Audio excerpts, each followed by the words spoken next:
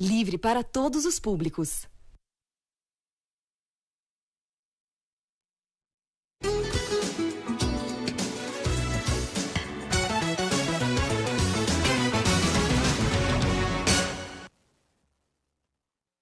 Olá, pessoal! Bom para todos, começando nesta sexta-feira, dia 29 de janeiro e 21. Bom para todos está ao vivo também pelas redes sociais, no youtube.com/RedeTVT e no facebook.com/RedeTVT. Nas nossas redes sociais, você consegue aqui conversar comigo. Então, manda mensagem, me diz se você está acompanhando, se você está curtindo o programa. Durante as nossas entrevistas, se você tiver alguma dúvida, manda aqui para a gente, alguma sugestão de pergunta, é só enviar pelas redes sociais. O pessoal está mandando muita foto, estou achando super bacana. Tira uma selfie acompanhando o Bom para Todos, manda para a gente, para que eu também possa te conhecer aí do outro lado da tela da TV, do computador. A gente está ao vivo também na Rádio Brasil Atual, 98.9 FM. É só sintonizar. Se você não pode olhar na tela, está dirigindo, alguma coisa, está na rua, sintoniza então na 98.9 Rádio Brasil Atual. Daqui a pouquinho a gente conversa com o Leandro Forte. Sexta-feira é dia de bater papo com ele. Vamos falar um pouquinho sobre o cenário político nacional. A gente conversa hoje também com o Luiz Anin, nosso espaço de cultura aqui no Bom para Todos. A gente fala sobre estreias no cinema, destaques nos cinemas, sempre às sextas-feiras. Ele que é jornalista cultural, crítico de cinema. Então a gente dá um respiro cultural aqui no Bom para Todos durante as sextas-feiras. E a gente também tem conversa com Fernando Ideu, que é advogado criminalista. A gente vai falar um pouquinho sobre novos vazamentos que envolvem Sérgio Moro, ex-juiz da Lava Jato, Deltan Dallagnol, procurador. Esses novos vazamentos mostram a relação dos dois no processo contra o ex-presidente Lula, e a gente vai falar, tentar entender tecnicamente do que se trata, quais os crimes que podem ter sido cometidos ali, como isso repercute no HC, no habeas corpus do ex-presidente Lula, que vai para julgamento no STF. A gente não sabe quando, espera que nesse primeiro semestre de 2020, mas estamos acompanhando, né? Vamos começar com as principais notícias desta sexta-feira? Olha só, a gente começa falando sobre uma tragédia anunciada aqui no Brasil. Pelo menos 9 crianças Yanomamis morreram neste ano com sintomas da Covid-19 em Roraima. O Conselho Distrital de Saúde Indígena enviou um alerta há uma semana ao Ministério da Saúde, comunicando essas mortes e pedindo o envio de um médico à comunidade. O documento ainda informa que outras 25 crianças estão com os mesmos sintomas e em estado grave. Postos de saúde próximos que poderiam ajudar nesses atendimentos fechados há 2 meses. Desde o início do ano passado, ambientalistas indigenistas denunciam que a invasão de garimpeiros levaria ao genocídio em terras indígenas. Pois é. E o Ministério da Saúde reforçou a orientação para que os estados cumpram as diretrizes de garantir as vacinas necessárias para a aplicação da segunda dose dos imunizantes nos prazos estabelecidos pelos estudos clínicos. O estado de São Paulo havia pedido autorização do Ministério da Saúde para usar todas as vacinas disponíveis na primeira dose. Acabei de ver, inclusive, agora que, sem essa garantia do Ministério da Saúde, São Paulo desistiu de usar todo o estoque disponível com a primeira dose, agora com a primeira vacina. Vamos relembrar que o governo Dória estudava dobrar esse número de pessoas vacinadas já neste momento, usando então as vacinas guardadas para a segunda dose. Uma outra medida que está em estudo é aumentar o prazo entre essas 2 doses. O problema, é claro, é a falta de imunizante para todo mundo e de prazos confiáveis para a entrega desse produto. O cronograma de vacinação que tinha sido anunciado pelo governador aqui no estado de São Paulo no início do mês foi suspenso justamente por falta de imunizantes. E a Justiça suspendeu as aulas presenciais no estado de São Paulo. Essa decisão vale para escolas públicas e privadas, enquanto estiver vigorando as fases vermelha e laranja. A determinação do Tribunal de Justiça, em caráter liminar, atendeu a um pedido da POESP, que é o Sindicato dos Professores do estado de São Paulo. O governo já recorreu dessa decisão. Vamos ver no que vai dar até segunda-feira. Hoje é celebrado o Dia da Visibilidade Trans, uma ideia que surgiu em 29 de janeiro de 2004, com a ida a Brasília de travestis, homens e mulheres trans, para lançar essa campanha Travesti e Respeito. Foi o primeiro ato nacional organizado por pessoas trans. Mas, apesar dessas conquistas desses últimos anos, o Brasil se mantém na liderança de um vergonhoso ranking de países que mais matam pessoas trans no mundo. Em 2020, foram 175 travestis e mulheres transexuais assassinadas. A alta é de 41% em relação ao ano anterior, quando foram registrados 124 homicídios. Esses são dados da Associação Nacional de Travestis e Transsexuais. E é justamente nessa semana em que se celebra o Dia Nacional da Visibilidade Trans que um atentado em São Paulo ganhou repercussão. A co-vereadora Carolina Iara, do PSOL, teve a casa alvejada por tiros. Ela é trans, negra, foi eleita para a Câmara Municipal de São Paulo em 2020 para um mandato coletivo. A polícia ainda não tem pistas desses atiradores.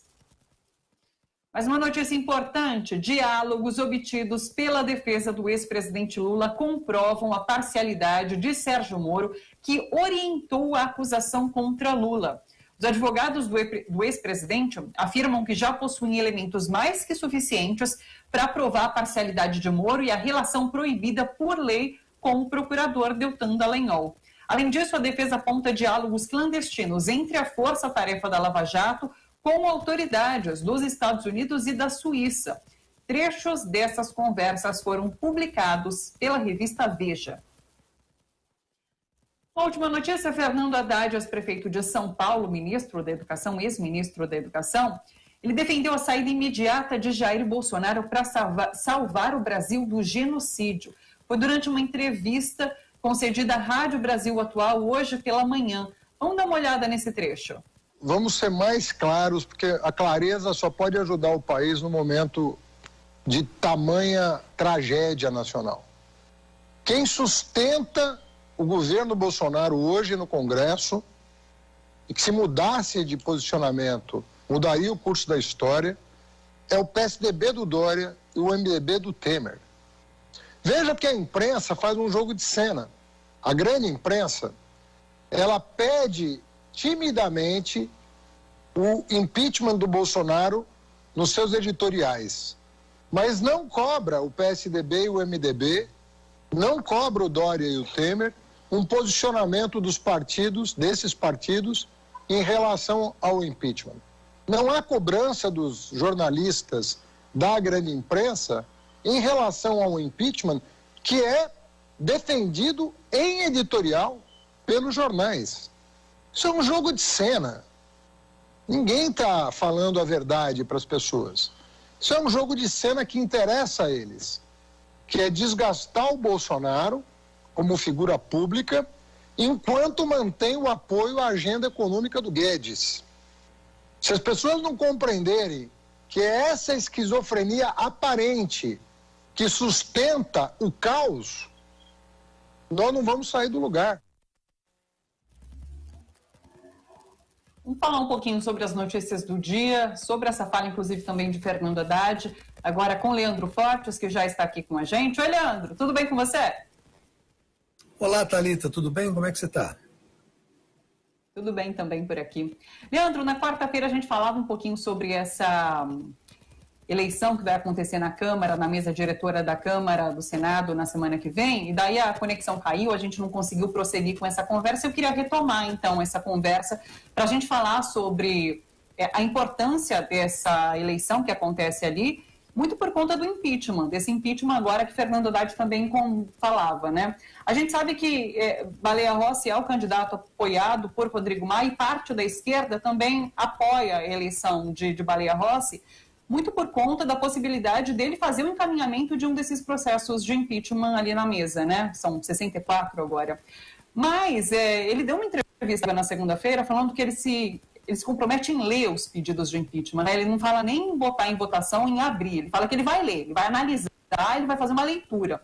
Então, assim, não há nada de factível quanto ao encaminhamento real de um processo de impeachment por Baleia Rossi, caso ele vença, porque o que a gente ouve falar também é que Arthur Lira já está comemorando a vitória, inclusive. Olha só, Thalita, eu estava falando sobre isso quando, na verdade, foi a luz que acabou aqui em casa. Teve uma tempestade em Brasília, derrubou poste, árvore, enfim. Mas, assim, é importante assim, a gente analisar isso de uma maneira muito fria, muito técnica, politicamente técnica. Arthur Lira já ganhou essa eleição. Esse Baleia Rossi vai naufragar essa canoa furada que a esquerda entrou em torno dele num mar que já estava bastante turbulento. Porque Baleia Rossi, para quem não sabe, ou para quem ainda não entendeu, Baleia Rossi é uma revista de 5ª categoria, é um deputado inexpressivo, né? É uma dessas representatividades políticas que só tem função fisiológica, não tem liderança política, não tem liderança teológica, não tem brilho próprio. Ele é filho de um outro arrivista, muito mais inteligente, muito mais poderoso do que ele, que se chama Wagner Rossi, que foi ministro, inclusive, da presidenta Dilma, infelizmente. E Michel Temer é o dono dessa cachorrada. Quem manda em Baleia Rossi não é Rodrigo Maia. Rodrigo Maia não era nada, virou por conta do golpe, virou presidente da Câmara dos Deputados e vai deixar a Câmara vai deixar a presidência da Câmara e vai voltar a ser nada.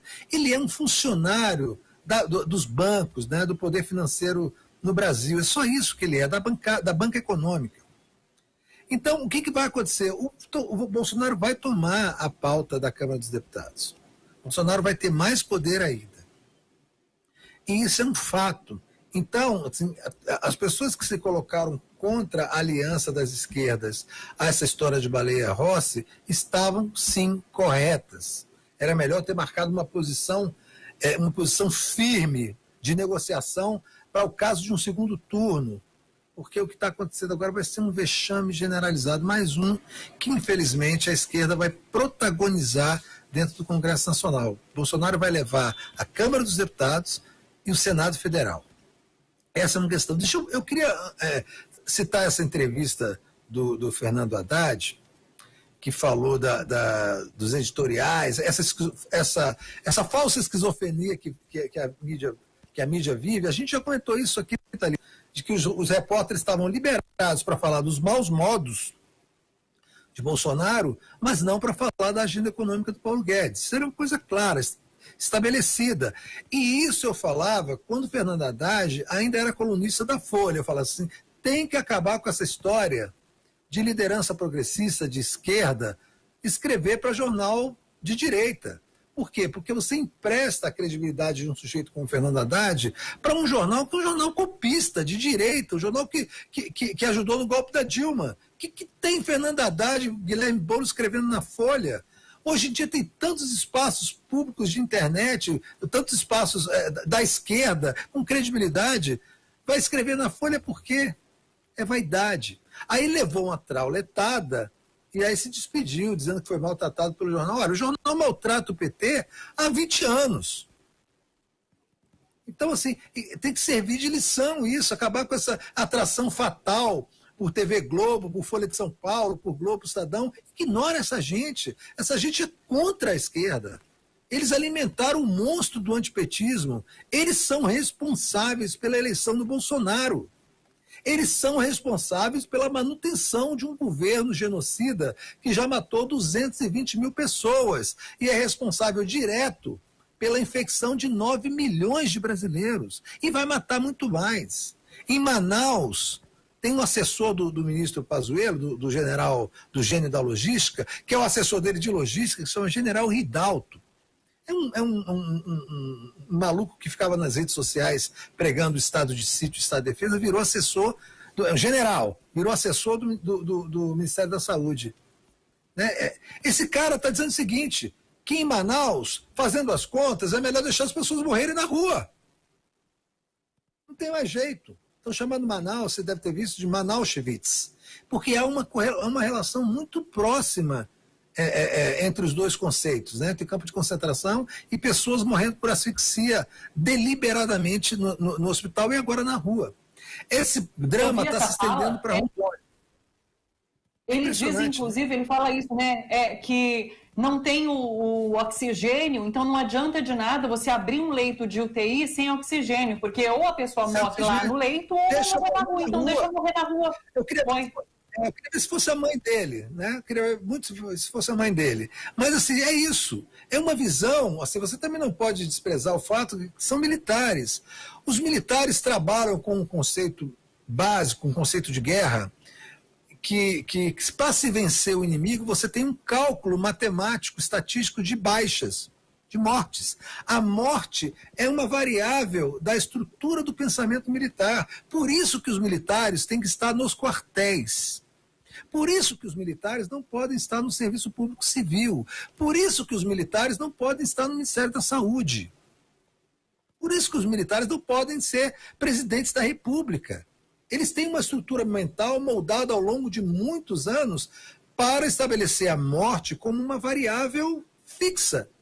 Para vencer o inimigo, eu vou usar tantos canhões de infantaria, vou usar tantas tropas de infantaria, vou usar tantas tropas de cavalaria e vou calcular que vou perder 200 mil homens na batalha de Waterloo. É assim que funciona. E eles estão fazendo esse mesmo cálculo com o Brasil. Nós vamos. O Bolsonaro fala isso. Não, se tiver que morrer, morre. Vai morrer alguns, todo mundo morre. É uma visão estúpida.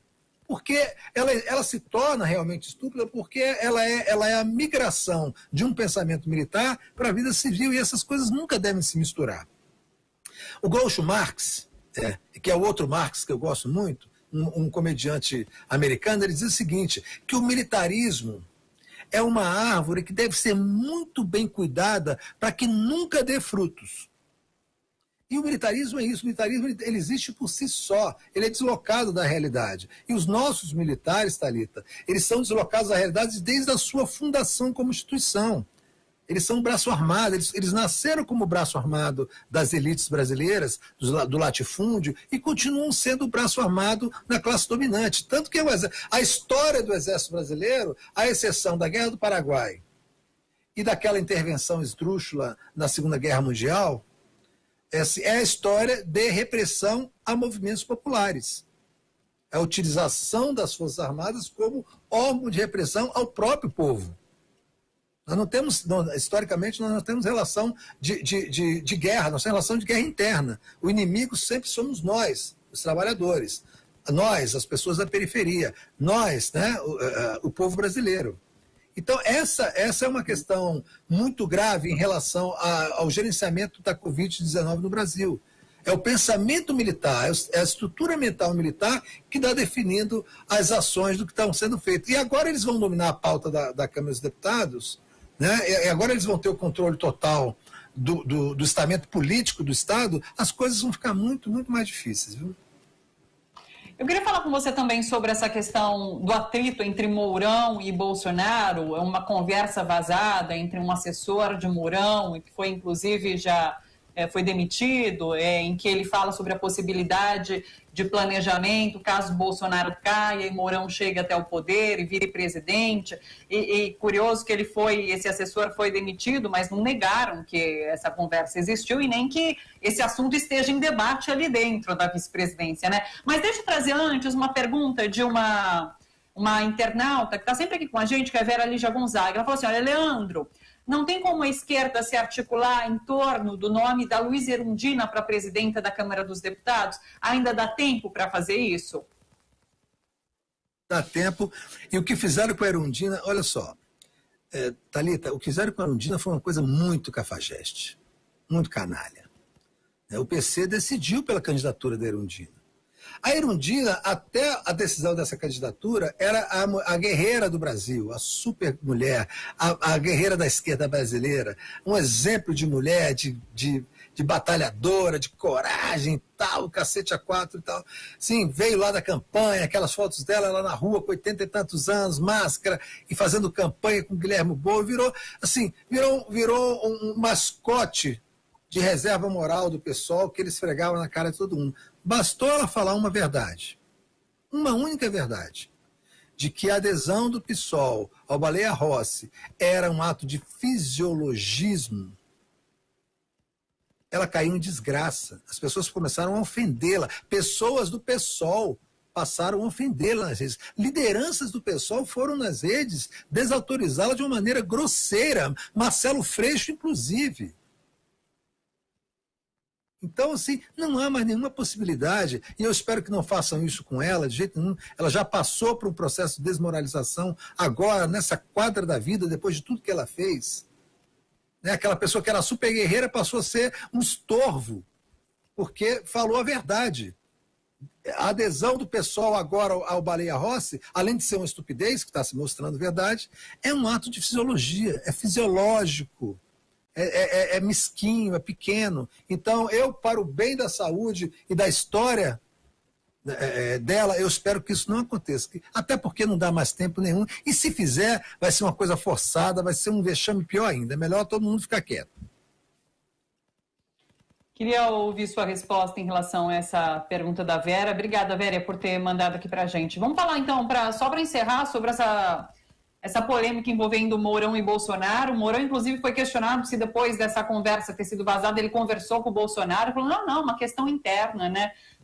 Enfim, você vê que falta diálogo ali entre as duas partes. Thalita, assim, o Mourão deu uma entrevista dizendo que ele é um vice decorativo igual o Temer, que não tem contato com o Bolsonaro. O Bolsonaro deve estar desprezando ele completamente, sabe que ele já foi mordido pela mosca azul, está esperando o impeachment para virar presidente, então virou um pato manco, como se diz nos Estados Unidos, né? Um sujeito sem nenhuma credibilidade. Se você me permite, eu acho que essa história do Mourão ela é pequena, ela é mesquinha. Eu queria muito falar sobre um outro tema, se você me permitir, que é claro. Essa história, que são esses vazamentos novos em relação ao caso do Sérgio Moro e Deltan Dallagnol. O STF vai julgar daqui a pouco, eu espero, em fevereiro, o HC do presidente Lula, que deverá tornar nula a sentença lá do triplex do Guarujá. Mas o que foi vazado ontem, não sei se todo mundo percebeu, porque é muita coisa e tal, eu andei me debruçando com o pouco tempo que eu tenho para ver isso, e tem uma coisa, eu queria até ler para você, se você me permitir, é o seguinte, tem uma conversa do Moro, que é uma conversa, olha só, gravem essa data, 23 de fevereiro de 2016. Eu peguei isso hoje, dei uma analisada, olha só, o Moro pergunta se está tudo certo com a denúncia, né? Potencial de aumento é um perigo e tal, fala da urgência de ser atropelado na Operação Lava Jato em relação ao prazo da denúncia, e o Deltan se vira para ele e fala assim, olha, tranquilizando o Sérgio Moro, não, está tudo tranquilo, porque vai acontecer o seguinte, estamos trabalhando a colaboração de Pedro Correia. Pedro Correia era um cara do PP que foi pego na Operação Lava Jato. Olha só, isso 23 de fevereiro de 2016. Estamos trabalhando a colaboração de Pedro Correia, que dirá que Lula sabia da arrecadação, né, de propina. Olha só, que dirá que Lula, ligando a esquemas de propina, né, do esquema do FGTS e da propina no BNDES, onde nunca aconteceu. E aí, olha só, isso 23 de fevereiro. Aí eu fui dar uma pesquisada, a delação do Pedro Correia foi homologada em agosto daquele ano. Então ele adiantou para o Moro o que ele ia forçar o Pedro Correia a falar sobre o Lula. Em fevereiro. Em fevereiro ele disse, o Pedro Correia dirá que Lula está envolvido no esquema de propina. O Pedro Correia foi delatar em agosto e disse exatamente isso. Então, assim, não é só combinar que eles estavam combinando. Isso está claríssimo. A nulidade desse processo é total. Esse vazamento mesmo mostra que o Sérgio Moro instruía o promotor. Thalita, que chance tem um réu quando o juiz instrui o promotor a fazer a denúncia que ele vai julgar? Eles estavam organizando como é que seria feita a sentença, uma conspiração, um complô dentro do Poder Judiciário com o Ministério Público para colocar na cadeia um homem inocente, para poder evitar que ele fosse eleito em 2018 e fosse eleito um fascista, um demente, um fascínora, do qual o Sérgio Moro se tornaria ministro da Justiça. Isso é cadeia para o resto da vida. Agora, tem que anular completamente esse processo. E está demonstrado nesse vazamento que o Dallagnol não só combinava as ações com o Moro, como tinha um esquema para forçar a delação de acordo com o que eles estavam combinando. Fevereiro, março, abril, maio, junho, julho, agosto. 6 meses antes da delação. Ele falou, Pedro Correia dirá, lá em agosto, quando foi homologado, que o Lula é o que vai receber a coisa. É incrível isso. Incrível, Thalita. A gente tem essa imagem. Eu vou conversar no final agora do programa com o Fernando Ideu, advogado criminalista, e a gente separou, inclusive, essa imagem. Tá aí, ó, tá vendo onde está o Lula marcado em azul? É isso que o Leandro Forte está falando. Estamos trabalhando na colaboração. Diga. Que dirá que Lula sabia da arrecadação. Olha que louco, o Pedro Correia dirá. Ele estava dizendo o que o Pedro Correia fala. Por quê? Porque o cara estava preso. Intimidado. É isso que a Lava Jato fazia. Botava uma prisão preventiva, o cara apodrecia se não falasse o que o Ministério Público queria que ele falasse. Assim, o Dallagnol é um sujeito, assim, é um bandido. É um bandido. Moro e Dallagnol são bandidos. Se eles tivessem a menor consciência, o menor juízo hoje na cabeça, seriam hoje foragidos. O Dallagnol apareceu numa praia, com a machaiada, fazendo surf, sem máscaras, abraçado e tal. É um deboche completo. Né? Assim, a gente, mesmo com todas as derrotas que nós temos, a gente tem alguns trunfos. Esse é um trunfo do qual a gente não pode perder de vista. Esses dois bandidos foram pegos com a mão dentro da cumbuca. O STF não tem outra chance, não tem outra opção que não seja a de anular esse processo contra o Lula. Porque se ele não foram fuzilados antes de entrar na reserva Yanomami. Mas nós sabemos qual que é o pensamento de Jair Bolsonaro e dos seus dementes em volta sobre a questão indígena do Brasil. Poxa vida. Eu vou me despedir de você com um comentário da Joselita Lopes Santana. Falou, Leandro, você é arretado. Eu perdi uma consulta só para te ouvir. Você falou que eu sou arretada porque é baiana também. Um beijo grande para você. Um beijo, Leandro. Muito obrigada. Até semana que vem. Bom final de semana para você. Para vocês também. Bom fim de semana. Leandro Forte. Leandro Forte participa sempre com a gente aqui às quartas e às sextas, comentando os principais assuntos do dia. Eu ainda vou falar mais sobre esses vazamentos com o Fernando Ideu, advogado criminalista. A gente separou essa mensagem, esse vazamento de diálogo e também outros três para a gente ver o conteúdo dessa troca de mensagens entre Deltan e Moro e para analisar tecnicamente do que se trata. Então, guarda aí que daqui a pouquinho a gente volta a falar sobre isso. Agora eu vou chamar o Luiz Anin, vamos para o nosso espaço de cultura, falar um pouquinho sobre cinema aqui no Bom para Todos, mas é sempre um papo que dialoga com esse cenário político. Oi, Zanin, que prazer te receber aqui. Feliz Ano Novo para você, tudo bem? Tudo bom, feliz Ano Novo para você, para todos que estão com a gente agora. Deixa eu só te observar uma coisa que você falou. Essa tentativa que a gente sempre tem de falar de cinema, falar de arte, falar de cultura, mas mostrar que elas não estão na estratosfera. Elas são produzidas no meio da sociedade e refletem as condições presentes no nosso momento histórico. Isso inevitavelmente. Então a arte tem tudo a ver com o nosso engrandecimento pessoal, o nosso divertimento e tudo mais, mas tem a ver também com uma visão mais apurada, mais aguda da realidade. A arte não se opõe, a arte não deve ser alienada, ela não se opõe a uma visão crítica da realidade. Ela se alimenta disso, aliás. Completamente. Você sabe que essa última fala agora de Leandro Fortes, em que ele diz que se esse julgamento não acontecer, se não for favorável ao ex-presidente Lula, é o fim do nosso país, me lembrou exatamente a fala desse documentário de Antônio Calado, que você vai começar falando, porque ele no final da vida estava bastante infeliz com a situação do país, e ele fala assim, é o fim, acabou, o país não tem mais jeito, né? Então, vamos começar falando sobre Antônio Calado, jornalista, escritor, fez uma carreira bastante engajada politicamente aqui no país e agora ganha, então, esse documentário. Pois é, o Antônio Calado, niteroiense Antônio Calado, é desses brasileiros que, nos momentos maiores de desespero que a gente tem com o nosso país, nos ajudam a pensar que o Brasil é capaz de produzir um Bolsonaro, mas também é capaz de produzir um Tom Jobim, é capaz de produzir um Machado de Assis, é capaz de produzir um Antônio Calado, que foi um homem de extremo talento, cuja vida sempre se deu no exercício do jornalismo, ele é um jornalista acima de tudo, mas também foi um excepcional escritor e um homem que sempre esteve preocupado com as condições do seu país. O Calado tem várias histórias e que são mostradas nesse documentário, que é um documentário muito bom da Emília Silveira. Ele integrou um grupo chamado Os Oito do Glória, no começo no segundo ano do regime militar, da ditadura militar.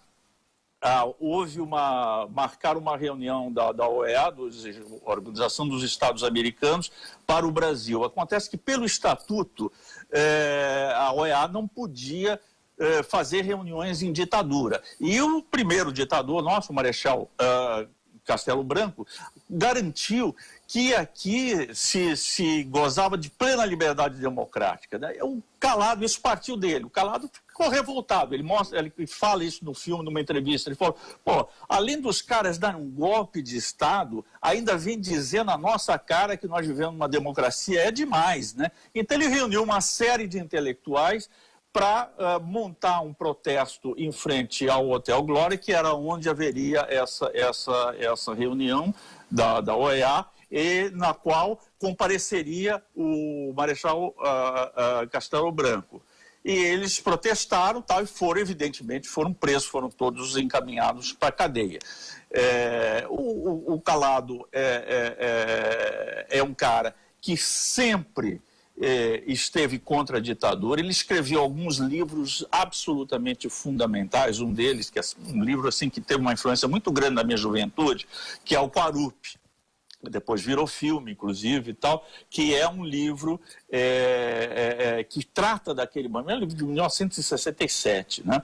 Ele é um livro que trata da questão da luta armada e da questão também de um grupo de brasileiros que tenta encontrar o que é a essência do Brasil, qual é a essência desse nosso país, que é tão encantador, às vezes, e tão assustadoramente retrógrado em outras, né? Então, esse é um livro que esmiuça essa questão. É uma leitura que eu recomendo a todos, é uma leitura formativa, um livro absolutamente atual, e ele é tratado no filme da Emília, ele é discutido por um grupo de intelectuais que debate sobre o livro e debate exatamente a atualidade desse livro.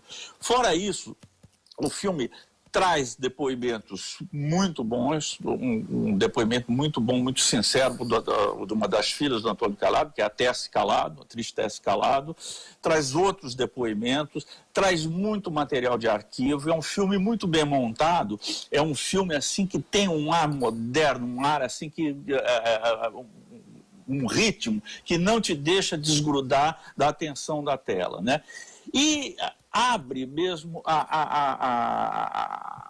motivação para as pessoas que veem o filme para se debruçarem de novo sobre a obra do Calado, né? Que ele tem várias, além do Quarupi que eu te falei, ele tem um livro que foi muito polêmico na hora, que se chama Bar Dom Juan, depois um livro chamado Reflexos do Baile, que muitos críticos literários consideraram que é o melhor filme, é um filme mais inventivo do ponto de vista formal, e ele se situa numa época histórica do Brasil em que havia aqueles sequestros dos embaixadores, que era uma forma que a esquerda armada achava para tentar libertar os seus companheiros que estavam presos, correndo risco de vida na prisão e sendo submetidos à tortura. Então é exatamente esse o tema de fundo desse livro Reflexos do Baile. Enfim, ele foi um intelectual completo, sempre trabalhou em jornal, ele trabalhava no jornal Correio da Manhã, que é um jornal que não existe mais e que era um jornal avançadíssimo na época da ditadura, e foi terminar como colunista da Folha de São Paulo. E ele dá essa entrevista no qual ele confessa a desilusão dele, ele dá para dois repórteres da Folha de São Paulo, Matino Suzuki e o Maurício Sticer, ele dá uma semana antes de morrer. E ele fala da decepção dele no Brasil. Ele fala assim, o Brasil sempre dá a impressão para a gente que o Brasil, o Brasil vai começar, o Brasil vai encontrar seu grande destino, vai se tornar um país melhor, vai eliminar suas chagas, que é a miséria, o analfabetismo e tal, e vai se tornar um dos grandes países do mundo, vai se tornar um país maravilhoso para você viver. E quando o Brasil dá essa impressão, tudo volta para trás, né? Isso aconteceu, por exemplo, no golpe de 64, a gente tem que lembrar que a gente tinha um período de grande otimismo antes de 64, né? Os governos de Juscelino Kubitschek, de João Goulart, né? Governos progressistas, principalmente o de Goulart, que é um governo de base social muito grande, né? E cuja obra foi interrompida por um golpe militar, uma quartelada, né? E a gente teve todo o retrocesso. A obra do Calado reflete sobre isso, como boa parte da obra dos intelectuais daquela época, seus companheiros de geração. Então, são obras que através da perplexidade, da revolta e da indignação desses grandes artistas, nos ajuda a tentar entender o que acontece com o nosso país, que mistério é esse no nosso país, que força estrutural retrógrada impede que a gente dê passos adiante. Quando parece que tudo está favorável, a gente cai num poço de obscurantismo, de repressão, de ódio à inteligência, de ódio à beleza, de ódio ao povo, né? É uma obra absolutamente iluminadora. E eu acho que um belíssimo caminho para a gente resgatar essa obra é através do documentário da Emília. É um filme muito bom, é um filme que está nas salas de cinema agora, mas vai entrar logo depois no streaming, ele vai entrar no Now, dia 18/2, e depois, no mês de abril, ele vai estar no Canal Brasil. Mas, por enquanto, está nas salas de cinema. É um filme que eu recomendo a todos mesmo, é um filme para nós brasileiros que estamos tão abalados em nossa relação com o nosso país, né? É um filme que nos resgata um pouco, talvez um pouco de esperança, né? Talvez nos traga de volta um pouco de esperança. Informação completinha. Só para situar quem nos acompanha, essa entrevista que ele deu para os 2 repórteres da Folha de São Paulo foi em 97, né? E daí uma semana depois, então, ele veio a falecer. Só para situar esse momento que ele estava descontente com a situação do país, foi em 1997. Vamos para os nossos próximos 2 filmes, que são 2 estreias brasileiras nesta semana, que o primeiro é Chacrinha. Eu vim para confundir e não para explicar. Uhum. Tem muita coisa sobre Chacrinha, né? O que você achou desse documentário especificamente? Olha, não é o primeiro filme que se faz sobre o Chacrinha, né? Tem um documentário, se não me falha a memória, de 2006, do Nelson Roiner, que foi um colega nosso, jornalista e crítico de cinema, já falecido, e que também era cineasta, era produtor de TV e tudo mais. Ele fez um documentário sobre o Chacrinha em 2006, já mostrando um pouco os bastidores do programa e tal. Houve uma ficção já do Andrusha Waddington, sobre o Chacrinha, né? Tem o que a gente chama de uma cinebiografia. O Chacrinha é interpretado muito bem nessa cinebiografia pelo Stepan Nersessian, né? E agora surge esse novo documentário sobre o Chacrinha. Eu achei o seguinte, eu acho que a figura do Chacrinha é uma figura assim, culturalmente interessante de você analisar, né? Quer dizer, ele foi um criador de um programa de auditório muito popular, né? Ele tinha uma técnica de animação de auditório que hoje no nosso mundo não teria mais lugar, né? Com assim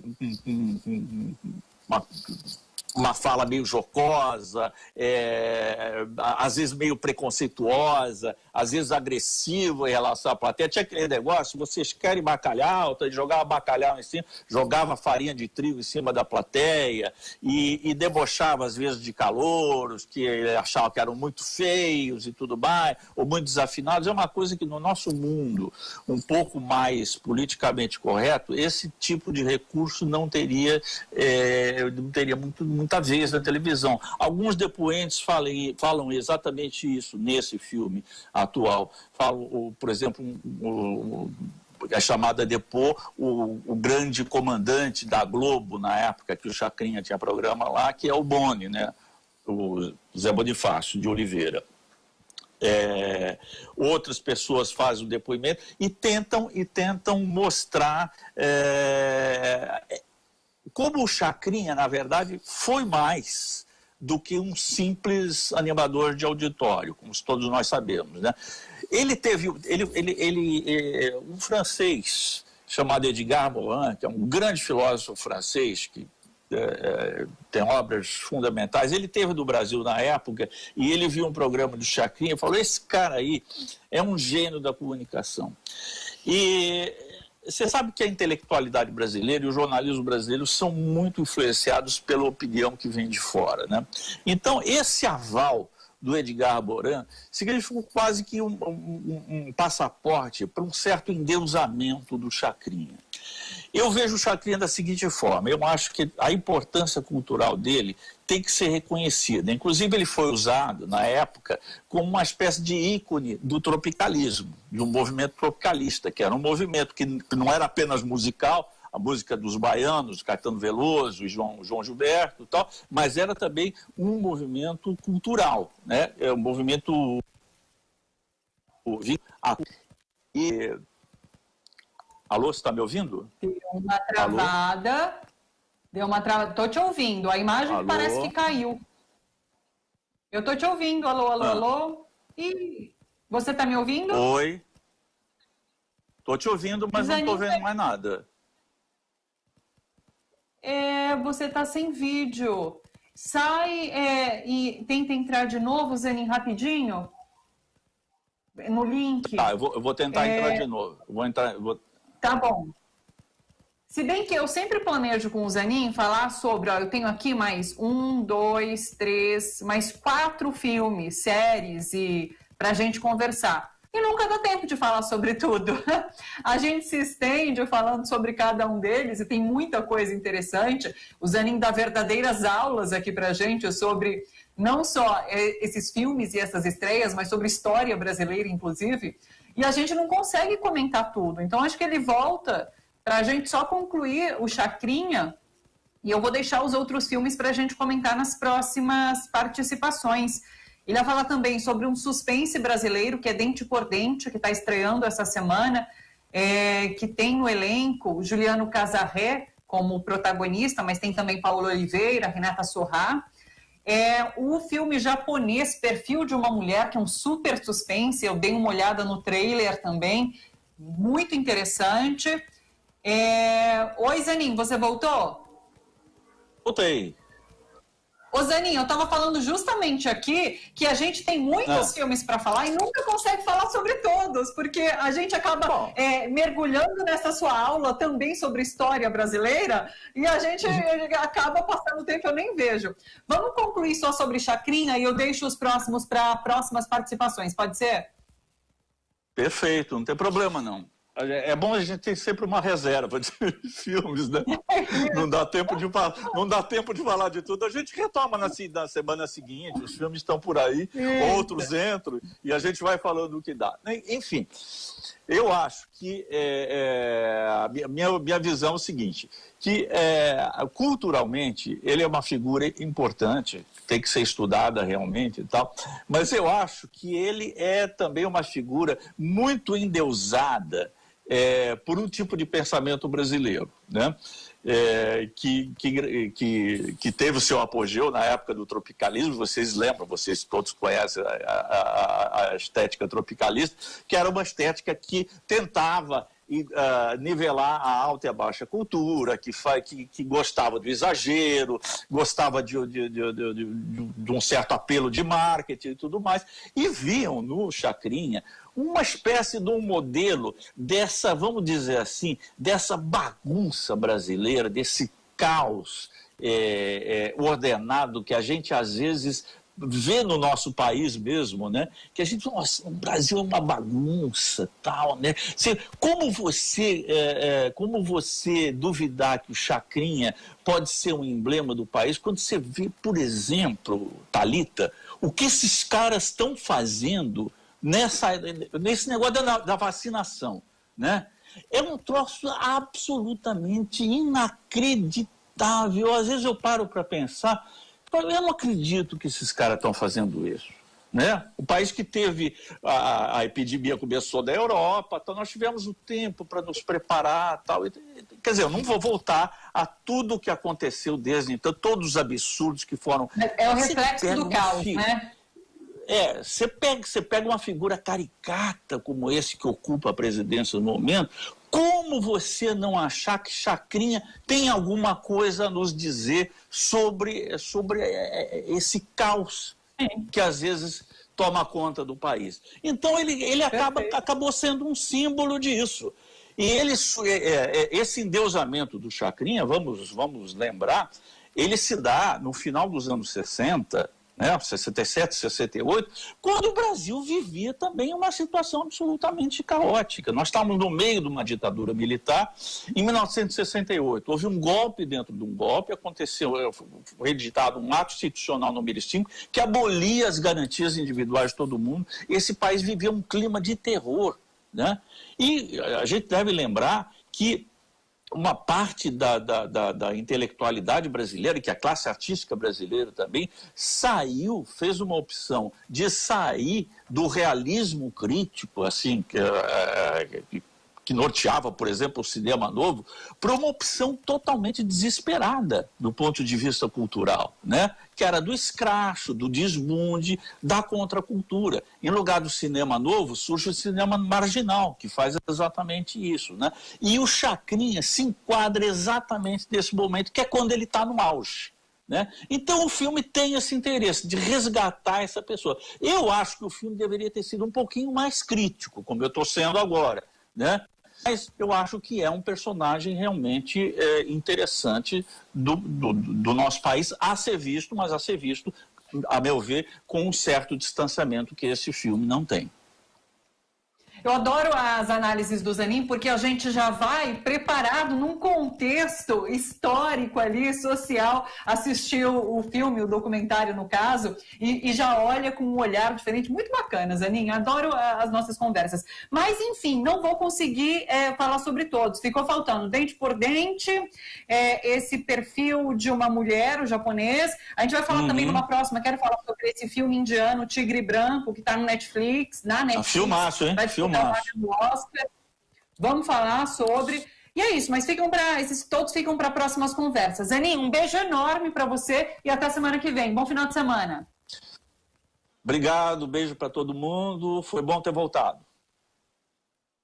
Foi ótimo ter você aqui de volta. Bom, vamos para a nossa última conversa, que é com o Fernando Ideu, mas deixa eu trazer um pouquinho das informações referentes a essas mensagens, então, que foram divulgadas hoje. Olha só, no final de 2020, o ministro do STF, Ricardo Lewandowski, concedeu à defesa do ex-presidente Lula o material apreendido na Operação Spoofing, que foi aquela investigação contra hackers que invadiram celulares dos procuradores da Força Tarefa da Lava Jato. Naquele momento, 740 gigas de informação foram repassadas aos advogados. Mas, segundo os advogados, o Cristiano Zanin e a Valesca Martins, advogados do ex-presidente Lula, essa informação não representava a totalidade da operação e seria, então, necessário obter todos os 7 terabytes de dados.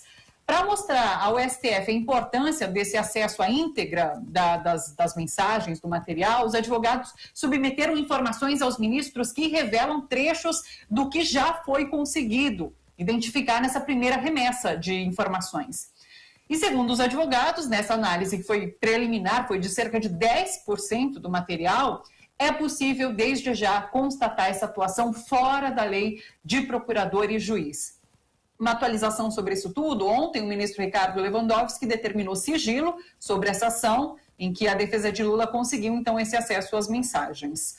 Hoje a revista Veja divulgou alguns dos diálogos, diz que teve acesso a esse conteúdo apresentado ao STF pela defesa de Lula, porque esse conteúdo foi encaminhado aos advogados na quarta-feira por um perito, e a partir disso a revista Veja teve acesso.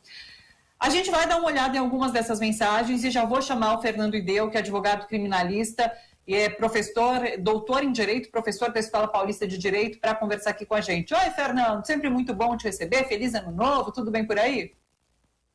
Ah, não me diga que agora que caiu a conexão. Ele estava plugado até agora, pessoal, estava aguardando eu acabar a entrevista com o Luiz Zanin para a gente conversar. mas foi agorinha que ele caiu. Sempre acontece dessas, né? Não posso reclamar não, porque a minha entrevista hoje com o Leandro Fortes não teve problema de conexão, ali com o Zanin a gente teve só um probleminha de imagem, e é claro que esses probleminhas acontecem. Fernando Ideu voltou. Oi, Ideu, já tá comigo de novo? Tamo junto de novo. Eu tava aqui, assisti o Leandro, assisti o Zanin, tava adorando aqui. Justo na minha hora falhou. Falei, oh meu Deus, estão de sacanagem comigo. Mas bom estar aqui com você. Foi o que eu estava explicando para todo mundo. Bom estar com você também. Feliz ano novo. Sempre um prazer te receber por aqui. E vamos entender. Então, o ano começa já com essas novas divulgações de mensagens. Mensagens que dizem muito sobre isso que a gente já conversa, sobre essa relação, então, de Sérgio Moro com Deltan Dallagnol. Fernando, eu vou fazer o seguinte, eu vou chamar uma mensagem aqui, daí já te peço para explicar para a gente, tá bom? Vamos chamar aquela primeira, que inclusive eu vi agora com o Leandro Fortes também. Vou pedir para o Fernando, então, explicar um pouquinho para a gente do que se trata. Olha lá, Moro diz assim, Caro, conversamos sobre potencial adiamento, houve unanimidade quanto à urgência, pelo risco de sermos atropelados na operação e no prazo da denúncia. Vocês entendem que já tem uma denúncia sólida o suficiente? Isso pergunta Moro. E daí Deltan responde sim, e daí ele tece um comentário enorme sobre todos os passos da apresentação do que vai ser, então, essa denúncia contra o ex-presidente Lula. O que a gente pode tirar daí, Fernando? Explica pra gente. Bom, Thalita, o Leandro fez uma ótima apresentação do tema, né? Vou fazer aqui algumas pequenas colocações. O primeiro ponto que eu queria destacar, e eu fui muito criticado na época, eu venho aqui e falo o que eu penso sempre, né? E a gente está sujeito a muitas críticas, mas na época da Vaza Jato, eu disse muito sobre não endeusar a figura do Glenn como se fosse um grande herói da esquerda, o cara que está, enfim, disposto a se sacrificar para trazer as mensagens. Eu quero começar essa minha fala com uma crítica ao Glenn, retomando o que eu dizia lá atrás. Isso devia ter vindo à tona muito antes, porque esse conjunto de mensagens é muito sério. E cabe a gente agora fazer um olhar para o trabalho do Glenn crítico, né? E dizer claramente como ele colocou os interesses pessoais e comerciais dele acima do interesse jornalístico e do interesse público. E acho isso muito importante, porque dialoga com o que eu falava lá atrás, que a gente tinha que ter acesso à íntegra desse conteúdo. A gente ainda não tem, a defesa do Lula, inclusive, não teve acesso a apenas uma parte. Mas reforço aqui, é de notório interesse público que todas essas mensagens venham à tona. Por quê? Esse conjunto novo de mensagens que apareceu demonstra claramente uma atuação coordenada do juiz e dos procuradores, o que a gente já falava há muito tempo, mas vem reforçar esse argumento, vem reforçar essa nossa impressão, que começou como impressão, né? Em 2015, quando eu falava isso, ninguém dava nem bola, falava, isso aí é coisa de teoria da conspiração, não é assim que funciona, né? Mas pelos atos externos, exteriores, a gente já vislumbrava o que estaria ocorrendo no interior dessa chamada operação. Agora, isso foi sendo desvelado aos poucos por camadas, né? Mas agora a gente sabe. Mas não só. Você vai colocar outras mensagens aí. Essa mensagem específica que você colocou na tela demonstra como o procurador estava manipulando a delação de Pedro Corrêa. Está muito claro. E se a gente puxar o histórico, né? O Leandro contou uma parte da história, mas a história inteira a gente pode resgatar. A crítica da defesa do Lula na época a delação do Pedro Corrêa, ela envolvia outras autoridades, então ela não foi homologada pelo Moro, ela demorou mais do que o previsto para ser homologada, ela foi homologada pelo Fachin. E a crítica da defesa na época estão usando trechos da delação do Pedro Corrêa não homologada, copiando e colando na denúncia. Então veja, essa estratégia demonstra muito mais do que um conluio, demonstra um conluio para quê? Para condenar o Lula, para, obviamente, tirar o PT dali, tirar a Dilma, isso era pré-impeachment, né? Então, é um projeto político, não é um conluio qualquer, interesse pessoal, é um conluio com interesse político, ideológico, eleitoral, é um projeto ideológico e eleitoral sendo colocado em prática e sendo desvelado agora. Então, ele já estava, mostra claramente que o Ministério Público Federal estava trabalhando o conteúdo, né? Moldando o conteúdo de uma delação que foi homologada, né? O Leandro falou agosto, mas foi agosto de 2017, porque teve que chegar lá no STF. Desse período de fevereiro de 2016 até 2017, isso foi sendo usado sem sequer ter sido homologada, porque o Pedro Corrêa citou autoridades com foro e teve que homologar no Supremo. Então, é muito sério o que está sendo desvelado aí, né? E eu quero propor, ainda não tinha falado isso em nenhum lugar, acho que aqui é o ambiente bacana, a gente tem uma audiência qualificada que é capaz de entender isso, que é o seguinte, a minha conclusão, o que eu chego de conclusão como professor, não só como advogado, mas como professor e como jurista e estudioso, mestre, doutor em Direito Processual Penal, a gente tem que, primeira medida, reconhecer urgentemente a parcialidade, né, desses atores. Então, todos esses processos são nulos. Isso é o óbvio. Isso é a primeira etapa. Eu quero colocar um segundo degrau de discussão aqui, que é o crime praticado, são os crimes praticados por integrantes de Força Tarefa e juiz Sérgio Moro. Né? Na minha avaliação técnica, em tese, a gente pode estar falando aí do crime o crime previsto na Lei de Segurança Nacional. Né? Pelo menos o artigo 8º, que diz aqui, entrar, dentre outras condutas, entrar em entendimento com um grupo estrangeiro ou seus agentes para provocar ato de hostilidade contra o Brasil. Essas mensagens deixam muito claro que estava havendo uma comunicação direta sobre assuntos sigilosos com autoridades dos Estados Unidos e da Suíça.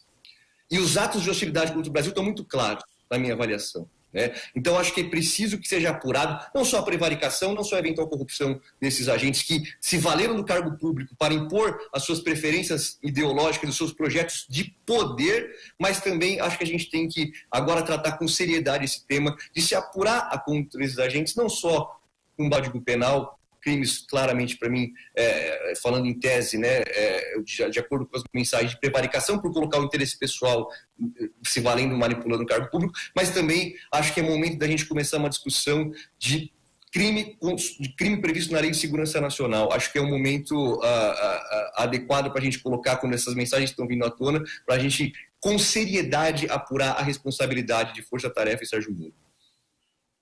Perfeito, um passo a mais, não só nulidade, mas de fato crimes que foram cometidos durante esse processo. Vamos ver uma próxima mensagem juntos aqui. A gente separou outras 3. Roda pra gente, Gui. Daí eu leio aqui junto com o Fernando. Passa uma outra, porque na verdade essa é a continuação de uma que já tinha anteriormente. Aí, olha, Deltan, caro, não achei Carlos Fernando. E a reunião com a Suíça não acabou ainda, podemos adiar para antes das audiências. Eles vão falando ali, Moro falou, não vão vir mais contas da Suíça, daí deu um assunto mais urgente é sobre a prisão, falaremos disso amanhã. O problema hoje, à tarde, é que temos reunião conjunta com suíços e americanos para discutir e negociar percentuais da divisão do dinheiro. Então é um pouco disso que você falava, que fica muito clara essa colaboração ali entre Força Tarefa da Lava Jato e governos americanos e da Suíça. Tudo indica que essas mensagens são verdadeiras. Não vi ninguém até agora, nenhum desses interlocutores, questionar a autenticidade. E, caso seja comprovado que a discussão estava nesse nível, sentar com o americano e sentar com o suíço para discutir a divisão do dinheiro, vejam, isso é muito sério, gente. Isso, além da nulidade de tudo que essa turma produziu, e eu acho que isso é bem claro. Oi. Espera um minutinho, foi uma falha minha, eu preciso entregar para a Rádio Brasil Atual. A gente está 4 horas aqui em ponto. Eu só vou me despedir dos ouvintes da Rádio Brasil Atual. Um beijo para vocês, um ótimo final de semana e a gente se encontra de novo na segunda. TV e redes, a gente continua com a conversa por mais uns 5 minutinhos com o Fernando Ideu, tá bom? Beijo, beijos ouvintes. Fernando, desculpa te interromper. Continue, por favor.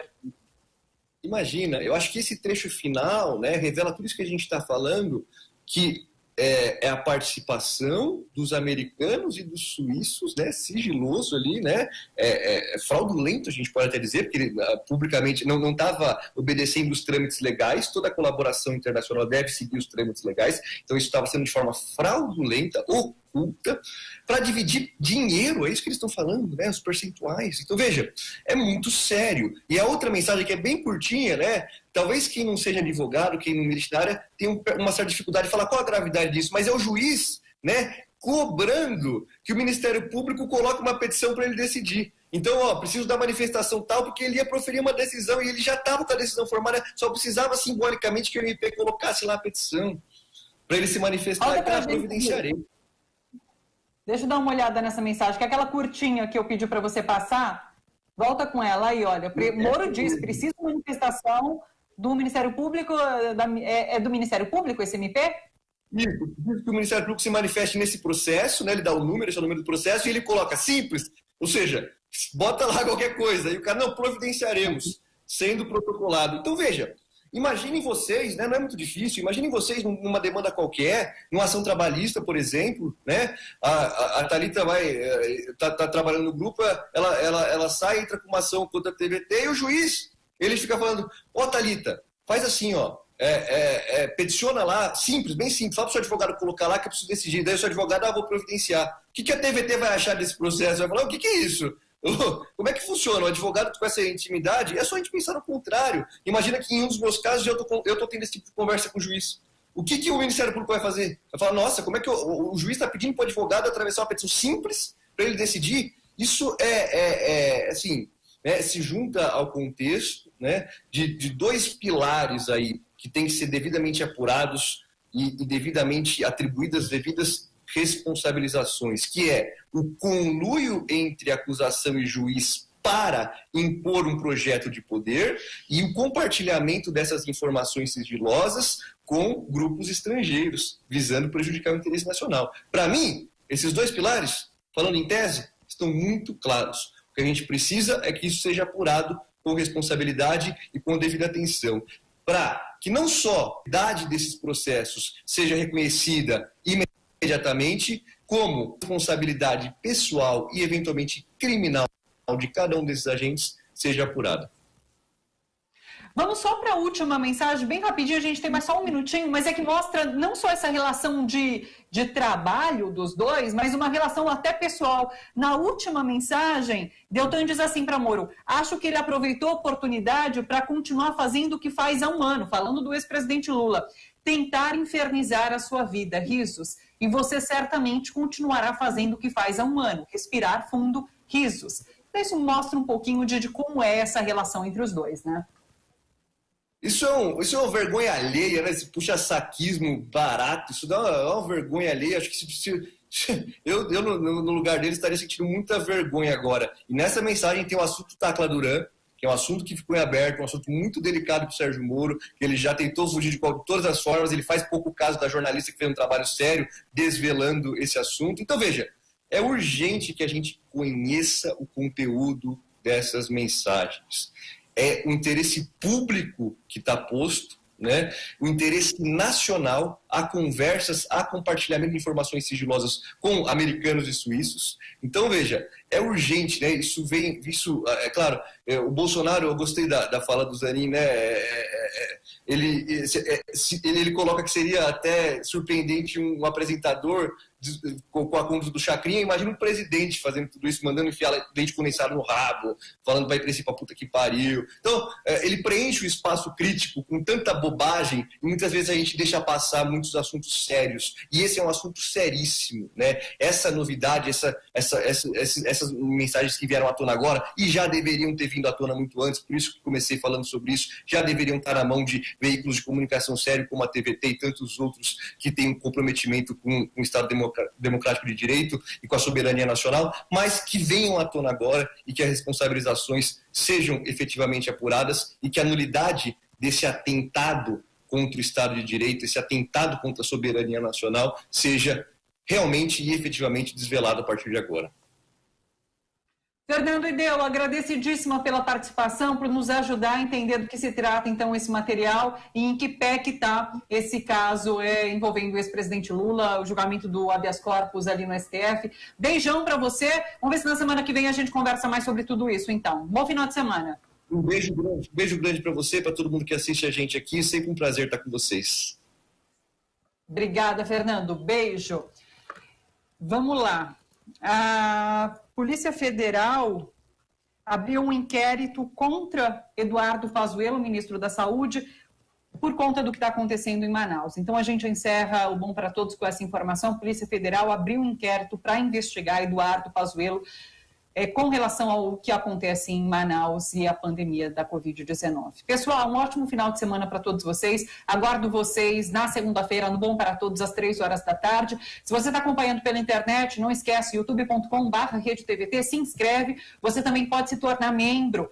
Você faz uma contribuição simbólica, são R$ 7,99 por mês para ajudar a TVT, para ajudar esse projeto de democratização da comunicação. Beijo grande, bom final de tarde para vocês e até segunda-feira. Tchau, tchau.